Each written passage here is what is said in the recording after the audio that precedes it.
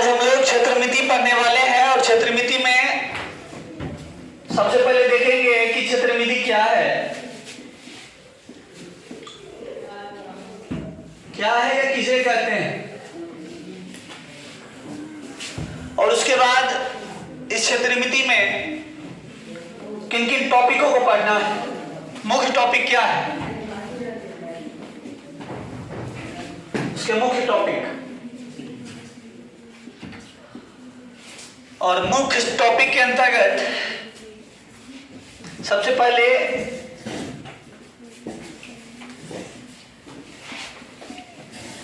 धारिता के बारे में जानेंगे। धारिता क्या है,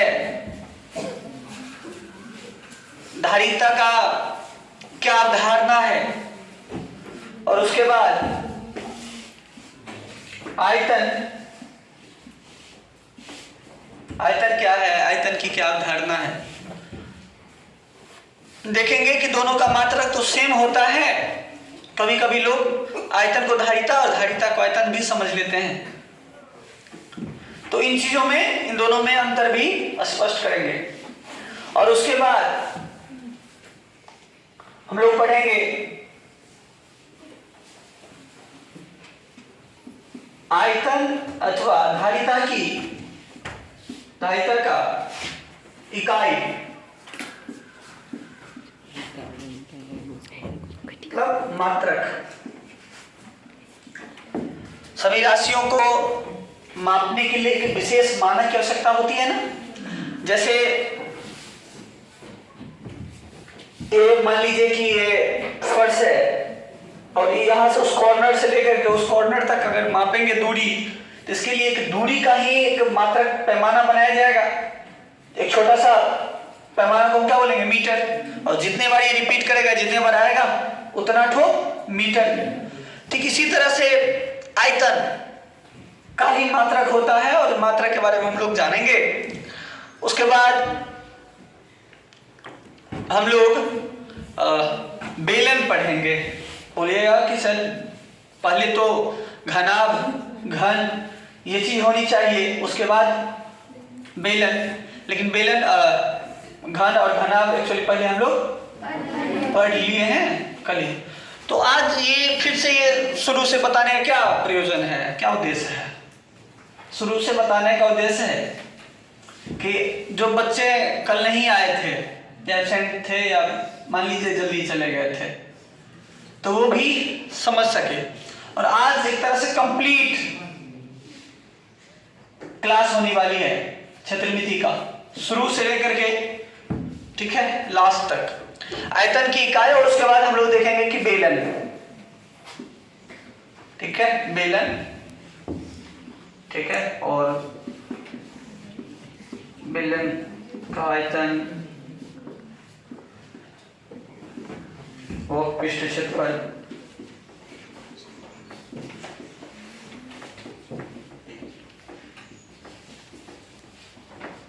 और संपूर्ण पृष्ठ क्षेत्रफल।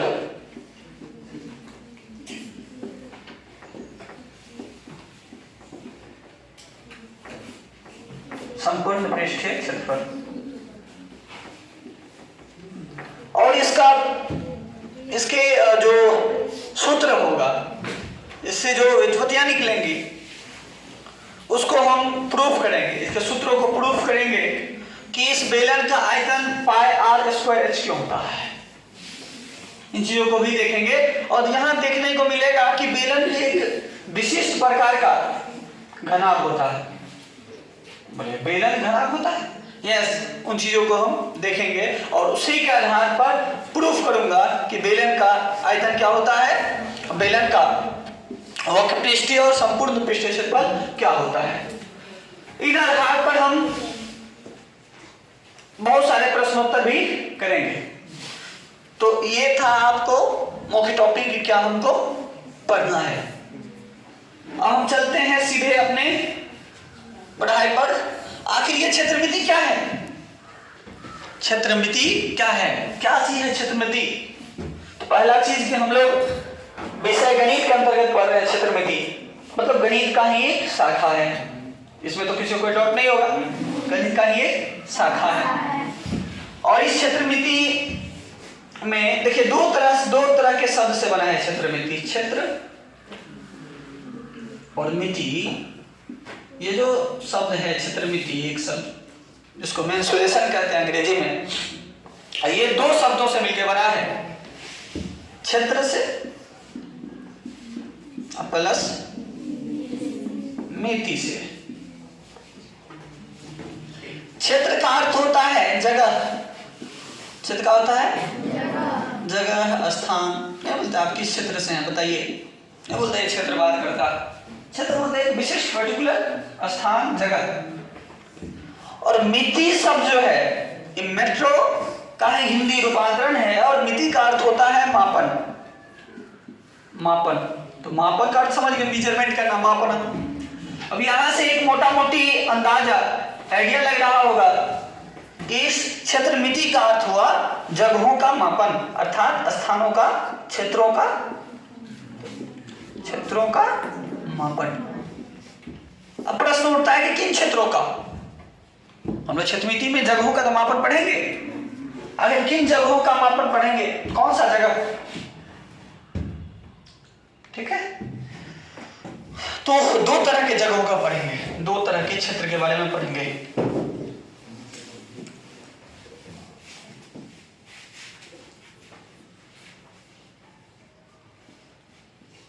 दो तरह के क्षेत्र, एक क्षेत्र जो समतल में रहेगा, समतल, जैसे ये व्हाइट बोर्ड देखिए, ये जगह है, जगह है जहां हम कुछ चीजें रख सकते हैं जो इस धरती पर चिपका हुआ, अगर ऐसे करके उसको फ्लैट करके ऐसे रखें तो चिपका हुआ रहेगा। ये सतह हो गया, एक ऐसा सतह मतलब जिस पर हम लोग खड़े हैं, आप सभी बैठे हैं तो बेंचेस कहाँ है, सतह पर ना, एक ये सतह। लेकिन ऐसा सतह एक जो इस वायुमंडल में है, जो इस धरती से ऊपर की जो जगह है, ऐसा भी क्षेत्र है, उसको भी मापन करेंगे, उसमें ही परिमाण होता है। जैसे अभी मैं बोलूंगा कि बताइए ये जो बोल सकते हैं इसको, जिस पर हम लोग मतलब जिस पर मैं हूं अभी पढ़ा रहा हूं, तो क्या बोलिएगा इसको, फर्स्ट बोलिएगा क्या, बोर्ड बोलिएगा, मान लीजिए बॉक्स, स्पीच बॉक्स या टीचिंग बॉक्स टाइप का। तो ये जो स्पीकिंग बॉक्स है जिस पर हम खड़े होकर बोल रहे, इसके ऊपर जो जगह है, इसके सतह का जो जगह है वो, और आप सभी जहां बैठे हैं वो जो जगह है वो, कौन सा जगह आपको ज्यादा लग रहा है बताइए, आप लोग बैठे हैं, अर्थात इसका भी एक परिमाण होता है, अर्थात मात्रा होती है कम और ज्यादा। ऐसे ही एक छोटा सा गिलास लीजिए और इसी के समरूप एक बहुत बड़ा गिलास ले लीजिए, बहुत बड़ा गिलास, और उसमें पानी या अन्य द्रव जो है सो दोनों में दे दीजिए। देखिएगा कि छोटा गिलास में कम मात्रा में पानी या अन्य द्रव जो आप भरे हुए थे वो है, और बड़ी वाली गिलास में ज्यादा मात्रा में, ज्यादा क्वांटिटी में अन्य द्रव या पानी जो है वो रहेगा।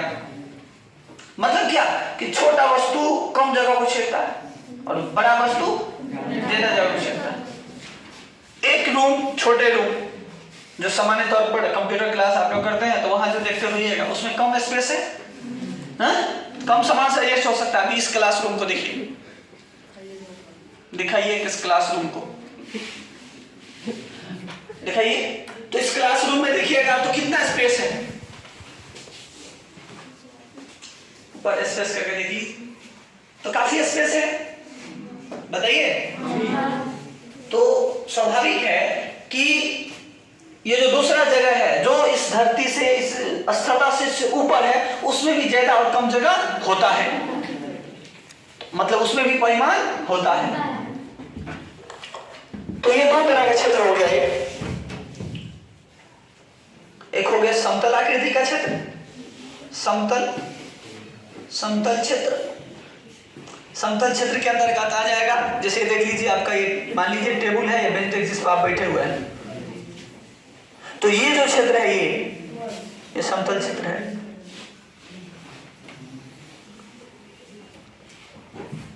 समतल आकृति का क्षेत्र। और एक किसी ठोस के आंतरिक क्षेत्र जो धरती से ऊपर हो, जैसे ग्लोब को मैं बता रहा हूं, तो ग्लोब के अंदर जो जगह है। और एक है घन क्षेत्र, समझ लीजिए इसको, ठीक है। ये ठोस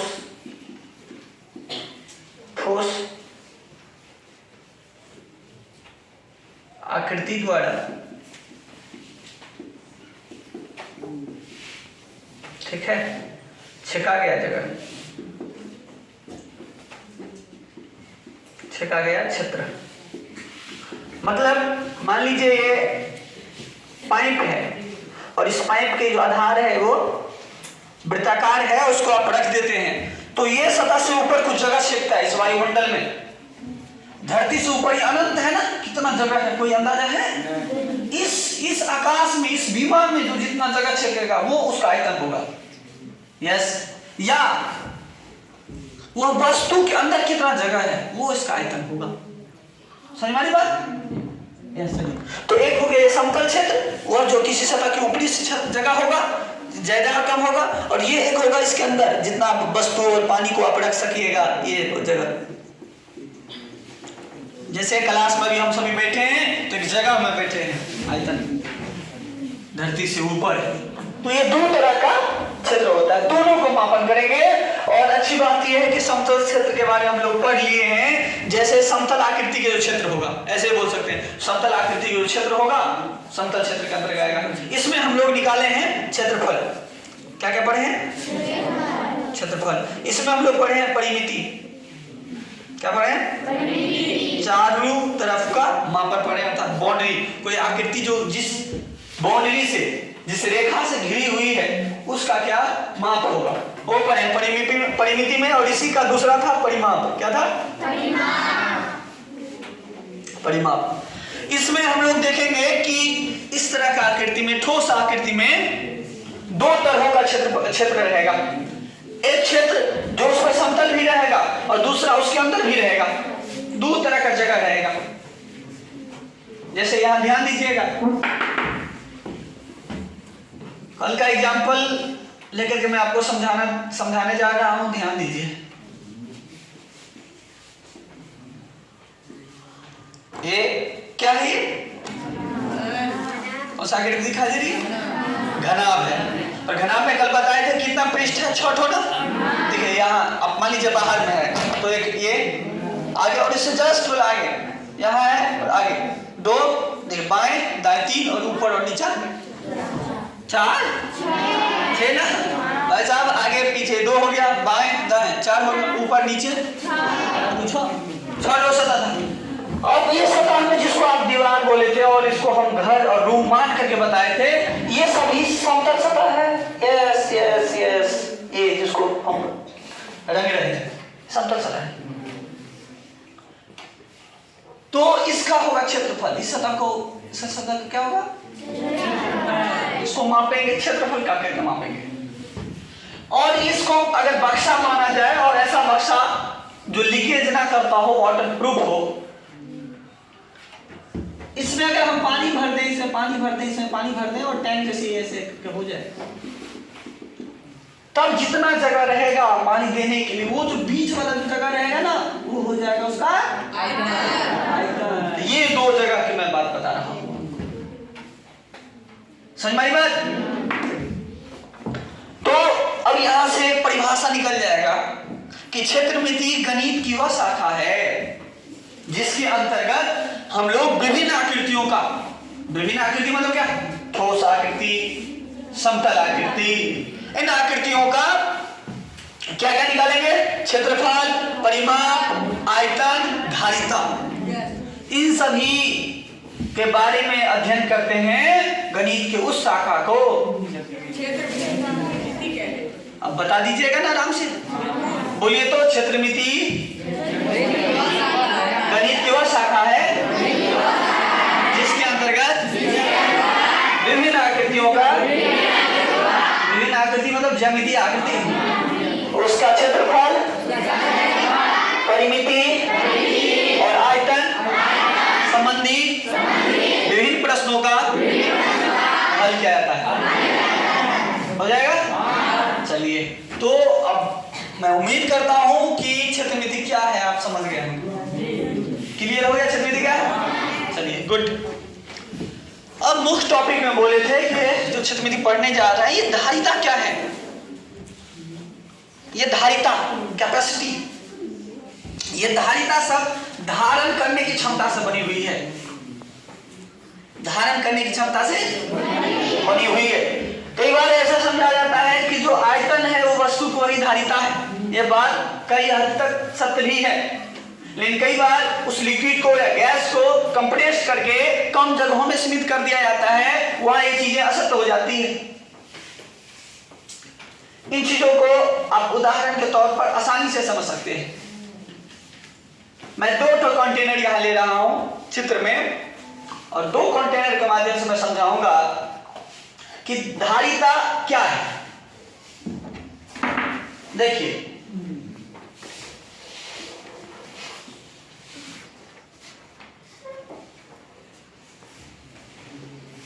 समझ लीजिए, बाल्टी है। क्या है? लग रहा है बाल्टी? समझ लो। अच्छा, इसमें ये भी होता है ऐसे पकड़ने वाला, क्या बोलते हैं उसको?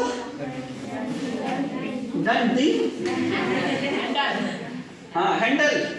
ओके, चल जाएगा। हैंडल बड़ा बाल्टी बोल सकते हैं ना। और यहाँ नहीं, यहाँ लगा जाता है ना, तो उधर जाएगा। क्या जी? ओके, ठीक है। और एक छोटा सा हम ये जर्मीस मग ना, मग बनाते हैं।